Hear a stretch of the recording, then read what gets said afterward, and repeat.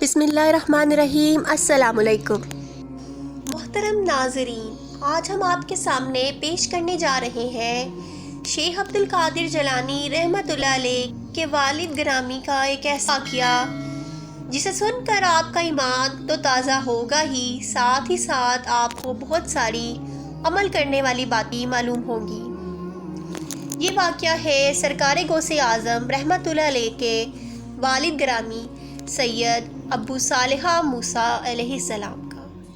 میری آپ سے گزارش ہے کہ اس واقعے کو مکمل طور پر سمجھنے کے لیے اس ویڈیو کو آخر تک ضرور دیکھیں۔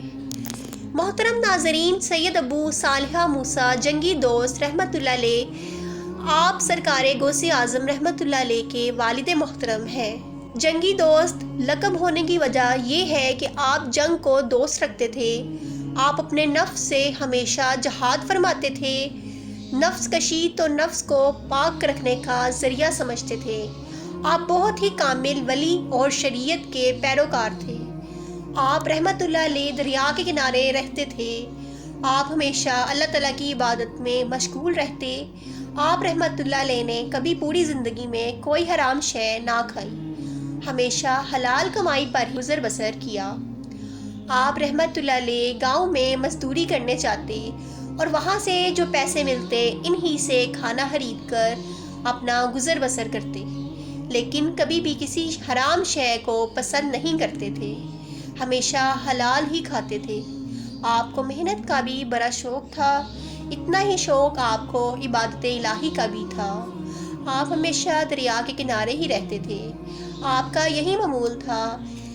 ایک دن اچانک اللہ کی مرضی سے آپ کی طبیعت خراب ہو گئی اور آپ اتنے کمزور ہو گئے کہ آپ چلنے سے قاصر ہو گئے، یعنی بیماری کی وجہ سے آپ کے اندر اتنی بھی قوت نہیں تھی کہ آپ مزدوری پر جا سکیں۔ آپ کے پاس پیسے بھی ختم ہو چکے تھے، اسی لیے کھانے کے لیے کچھ نہ تھا۔ یہ تو اللہ تعالیٰ کی طرف سے امتحان تھا۔ آپ رحمت اللہ علیہ ابھی اسی فکر میں تھے کہ آپ نے خیال کیا کیوں نہ میں روزہ رکھوں تو مجھے ثواب بھی ملے گا اور اس مشکل وقت میں مجھے صبر بھی آ جائے گا۔ تو آپ رحمت اللہ علیہ نے دوسرے ہی دن پانی سے سحری کی اور روزہ رکھ لیا۔ جب شام ہوئی تو آپ نے پانی سے ہی روزہ کھول لیا۔ ایسے ہی کچھ دن بیت گئے۔ کمزوری کی وجہ سے آپ کو بے ہوشی ہونے لگی۔ ایک دن اسی نیم بے ہوشی کی حالت میں آپ کی نظر دریا کی موج پر گئی۔ آپ نے دیکھا کہ ایک سیب تیرتا ہوا دریا میں آپ ہی کی طرف آ رہا ہے۔ آپ اس سیب کو دیکھ کر بہت خوش ہوئے، گویا آپ کے دل کو تسلی مل گئی کہ آپ نے اللہ کا شکر ادا کیا۔ اس دن بھی آپ رحمت اللہ علیہ روزے سے تھے، تو آپ نے سوچا کہ آج میں روزہ اس سیب سے ہی کھولوں گا، اب مجھے قرار مل جائے گا اور میری بھوک بھی مٹ جائے گی۔ آپ اس سیب کا انتظار کنارے پر بیٹھ کر کرنے لگے۔ وہ بہتا بہتا آپ کے پاس آیا، آپ نے اسے اٹھا لیا۔ جیسے ہی افطار کا وقت ہوا تو آپ نے وہ سیب نوش فرما لیا۔ جیسے ہی آپ نے سیب کھایا تو اللہ کا شکر ادا کیا اور آپ کے دم میں دم آیا، یعنی آپ کو راحت ملی، کیونکہ آپ کئی دن سے فاقہ کر رہے تھے۔ جب آپ نے وہ سیب نوش فرما لیا یعنی کھا لیا تو اس کے بعد آپ کو خیال آیا کہ میں نے سیب تو کھا لیا ہے، لیکن کیا یہ مفت کا سیب جائز ہے؟ آج تک تو میں نے کوئی حرام کی کمائی نہیں کھائی، لیکن آج جو میں نے یہ مفت کا سیب کھایا تھا، کیا یہ مجھ پر جائز ہوگا؟ یہ سوچ کر وہ بہت پریشان ہو گئے اور آپ رحمت اللہ علیہ نے یہ سوچا جس جگہ سے یہ سیب آیا ہے کیوں نہ اس طرف جایا جائے اور جس درخت سے یہ سیب گرا ہے اس درخت کے مالک سے معافی مانگی جائے۔ اگر اس کا مالک مجھے معاف کر دے گا تو میرا یہ گناہ دھل جائے گا جس جانب سے یہ سیب آیا ہے۔ آپ نے دریا کے کنارے اسی جانب چلنا شروع کر دیا۔ آپ کی آنکھوں میں آنسو تھے، آپ اس جانب چلے جا رہے تھے۔ تھوڑی دور ہی چلے تھے کہ آپ کو اچانک سیبوں کا ایک باغ دکھائی دیا جو اس دریا کے کنارے ہی تھا۔ ایک درخت کی ڈالی اس دریا کے اوپر ہی تھی اور اس درخت کو بہت سارے سیب لگے ہوئے تھے۔ آپ نے خیال فرمایا کہ ہو نہ ہو یہ سیب اسی درخت کا ہے جو گر کر اور دریا میں بہہ کر مجھ تک پہنچا ہے۔ آپ نے جیسے ہی اس باغ کو دیکھا تو اس کی جانب گئے۔ آپ جیسے ہی باغ میں داخل ہوئے تو آپ نے دیکھا کہ ایک بزرگ عبادت میں مشغول ہے۔ آپ وہیں پر کھڑے ہو کر انتظار کرنے لگے۔ جیسے ہی وہ بزرگ عبادت سے فارغ ہوئے تو آپ رحمت اللہ علیہ بہت ہی ادب سے کھڑے ہو گئے اور ان بزرگ سے فرمایا، حضور مجھ سے ایک بہت بڑا گناہ ہو گیا ہے، میں آپ کا قصوروار ہوں، مجھے معاف کر دیجئے۔ ان بزرگ نے کہا، تم سے کیا گناہ ہو گیا ہے اور تم مجھ سے معافی کیوں مانگ رہے ہو؟ تو آپ رحمت اللہ علیہ نے فرمایا کہ حضرت، آپ کے باغ کا ایک سیب دریا میں بہتا ہوا مجھ تک پہنچ گیا اور میں نے وہ سیب کھا لیا۔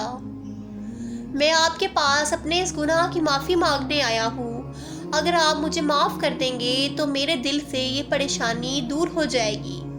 آپ مجھے معاف کر دیں۔ جن بزرگ کے باغ کا وہ سیب تھا، وہ بزرگ پہلے تو مسکرائے، پھر کہنے لگے، تم نے بہت بڑا گناہ کر دیا ہے، یہ کوئی چھوٹا موٹا گناہ نہیں ہے، تم نے بغیر پوچھے ہمارا سیب کھا لیا، میں اس بات کو ایسے ہی درگزر نہیں کروں گا، جو تم نے غلطی کی ہے میں اس کی تمہیں سزا دوں گا۔ تو حضرت ابو صالحہ رحمت اللہ علیہ فرمانے لگے کہ آپ جو سزا دیں گے مجھے قبول ہے، میں نے گناہ کیا ہے تو میں اس کی سزا کا حقدار بھی ہوں، آپ جو بھی سزا دیں گے میں ہنسی خوشی قبول کر لوں گا، بس آپ میرا یہ گناہ معاف کر دیجئے۔ تو ان بزرگ نے فرمایا، آج سے تمہاری سزا یہ ہے کہ اس باغ کی دیکھ بھال تم کرو گے اور ہمارا کہا مانو گے، اور اس باغ سے سیب توڑنے ہیں اور ان کو بیچنا ہے، لیکن خبردار ایک بھی سیب نہیں کھاؤ گے۔ حضرت ابو صالحہ رحمت اللہ علیہ نے فرمایا، جو آپ بول رہے ہیں میں وہ سب کروں گا، مجھے یہ سزا منظور ہے۔ اس کے بعد آپ رحمت اللہ علیہ نے اپنا معمول بنا لیا کہ صبح شام باغ کی دیکھ بھال کرتے، سیب بیچتے اور عبادت الہی میں مشغول رہتے۔ وہ بزرگ آپ پر نظر رکھے ہوئے تھے، انہیں آپ کی ہر ایک ادا بہت اچھی لگتی تھی، لیکن کیونکہ آپ اصولوں کے مطابق ہی کام کر رہے تھے۔ حضرت ابو صالحہ رحمت اللہ علیہ کو خدمت کرتے ہوئے کئی برس بیت گئے۔ ایک دن حضرت ابو صالحہ رحمت اللہ علیہ ان بزرگ کے پاس گئے اور کہنے لگے کہ حضور میری سزا کب پوری ہوگی اور میں کب اپنے گھر واپس جا پاؤں گا؟